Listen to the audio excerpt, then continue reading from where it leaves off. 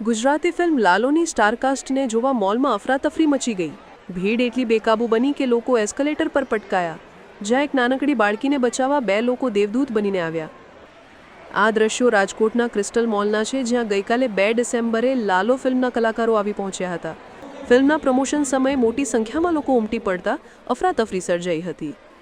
ઓવરક્રાઉડના કારણે અનેક બાળકો ફસાયા હતા, જે દરમિયાન માંડ એક બાળકીનો જીવ બચ્યો હતો। ફિલ્મના કલાકારોને જોવા અને તેમની સાથે સેલ્ફી રહેવા ભીડ ગાંડી બની હતી, જ્યાં એક બાળકી સહિત કેટલાક લોકો એસ્કેલેટર પર પટકાયા હતા। જોકે 2 વ્યક્તિએ દેવદૂત બનીને પટકાયેલી બાળકીનો જીવ બચાવ્યો હતો। આયોજકો પણ વ્યવસ્થા જાળવવામાં નિષ્ફળ રહેતા મોલમાં અફરાતફરી મચી હતી। જોકે વધુ કોઈ અઘટિત ઘટના ન બને તે ધ્યાને લઈ કલાકારોએ ચાલતી પકડી હતી। જોકે આ સમગ્ર મામલે યુનિવર્સિટી પોલીસ મથકમાં ગુનો નોંધાયો છે। ક્રિસ્ટલ મોલના મેનેજર સામે જાહેરનામા ભંગનો ગુનો દાખલ થયો છે।